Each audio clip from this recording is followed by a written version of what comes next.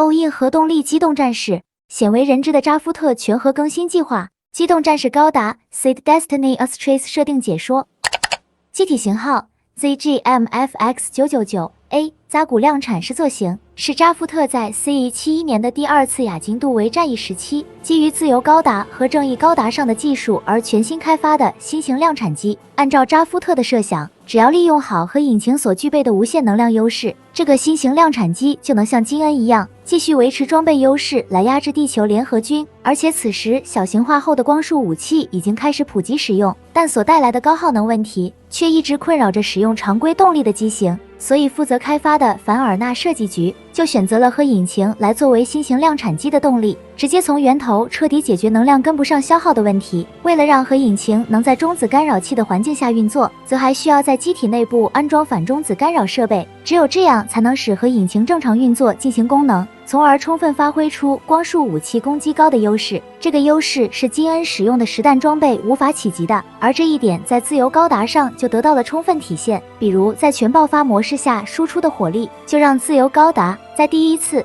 Plant 与地球联合的战争当中大放异彩。于是使用上了核引擎的扎古量产时作型，自然要在性能上实现跟自由高达一样的突破。这其中最显著的提升就是防护上的性能。扎夫特将整个机体的装甲改用了相位转移装甲，也就是 PS 装甲。该型装甲在启动后就可直接抵消实弹武器的攻击，虽然耗能巨大，但防御效果却令人感到惊艳。在扎夫特抢夺高达的多场战斗当中， PS 装甲就展示出了前所未有的防御性能，并从此加速改变了战场的战斗形势。尽管现阶段要实现量产的成本很高，但扎夫特还是做出了投入，决定在这一型量产机上使用 PS 装甲。如此大手笔的举动可谓是相当的有魄力，而在武装上也发生了比较大的变化。这其中最显眼的是在后背安装了一对大口径电磁炮，该炮基于自由高达的电磁炮开发而来，其特点同样也具有炮口初速高、威力大的优点，基本上一发就能对机动战士造成巨大破坏。而有所不同的地方是没有做成可折叠结构，所以没有像自由高达那样挂在两腰的位置，而是跟强袭嫣红高达一样，攻击时会从后背向前伸出即可，这样就省去了折叠的过程，从而加快了攻击速度。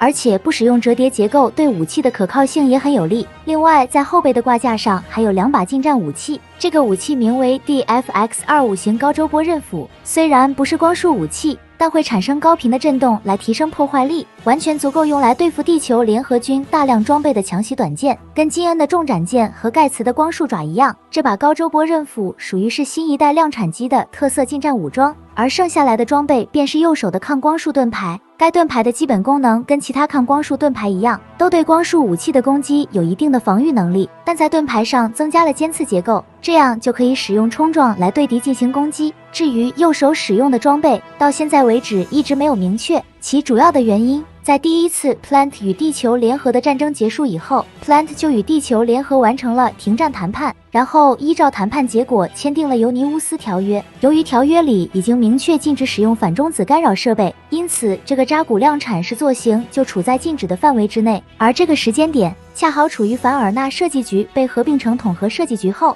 正在研发的这款新型机即将定型的阶段，甚至生产的数量已经达到了47架，这个数量可以说是相当的逆天。使用核引擎且装备 PS 装甲的机动战士能有这个数量，那无疑会对地球联合军造成巨大压力。尽管后来扎夫特对此做出表示，会坚决服务于政治大局，坚称已对不符合条约规定的机体进行了拆解报废处理，但由于缺乏有力凭证指出这些机体的最终去向，使得外界一直对这些记录的真实性持怀疑态度，于是这些机体的最终去向从此成谜。然而时间没有过去多久，扎夫特便推出了另一款全新一代量产机扎古勇士，其造型跟扎古量产时作型没有多少差别，而外形发生明显改变的地方，首先是头部不再延续金恩的造型，省去了突出部分，另一个是后背的武器挂架进行了更改，改成了背包接口来使用不同的武装进行作战，而其他修改的部分则针对尤尼乌斯条约进行了调整，也就是移除了反中子干扰设备，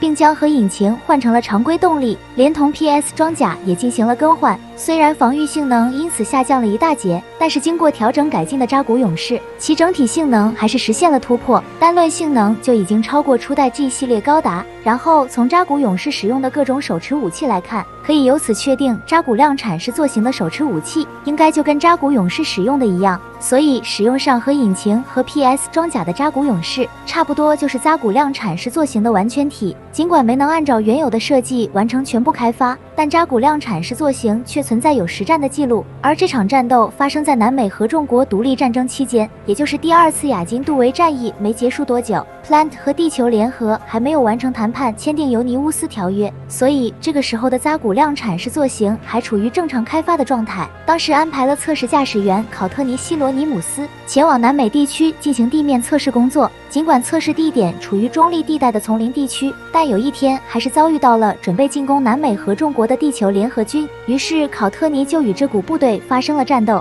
尽管对方是短剑 L 组成的部队，但数量众多且只对付考特尼自己一人。然而整个战斗结果是一边倒的情况，考特尼在战斗时展示出了次世代量产机的强大性能，一下子就全部歼灭了地球联合军这股部队。可以说这样的性能表现使得扎古量产是做型看起来就跟高达一样强大。而这场战斗结束没多久，考特尼又遭遇到了巴瑞霍驾驶的雷斯塔。巴瑞霍原先隶属于奥布，曾在第2次亚金杜维战役中驾驶 MEA 一端代表3件同盟势力进行作战。当南美合众国独立战争爆发了以后，他便脱离了奥布，来到南美，帮助当地游击队参加到了这场独立战争当中。由于他现在驾驶的雷斯塔属于民用装备，在性能上无法直接与扎古量产是做型进行抗衡，所以瞅准了机会避开了这场战斗，使得这场战斗没有分出胜负就到此结束。当时间进入到C173年，地球联合的幻痛部队接收到情报，发现在工业殖民星里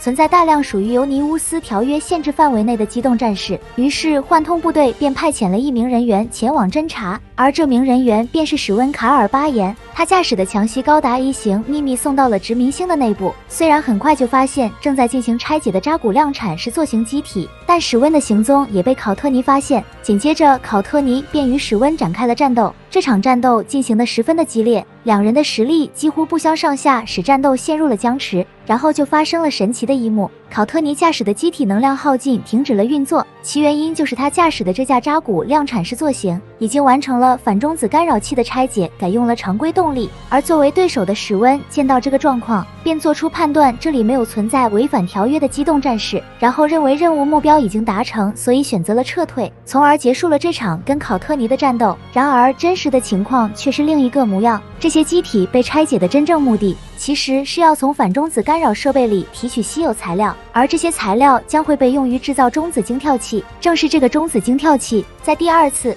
Plant 与地球联合的战争爆发时，引爆了地球联合军发射的核弹，成功挽救了Plant 再一次被核打击的命运，连同地球联合军的核打击部队也遭到了摧毁，使得扎夫特取得了这一场保卫 Plant 的胜利。可以说，这个中子晶跳器是这场战争取胜的关键。如果当时史温潜入发现中子晶跳器秘密的话，地球联合军势必会派遣重兵前来争夺，让扎夫特很有可能就此失去对抗和打击的重要底牌。到那时，第2次Plant 与地球联合的战争进程将会发生重大改变。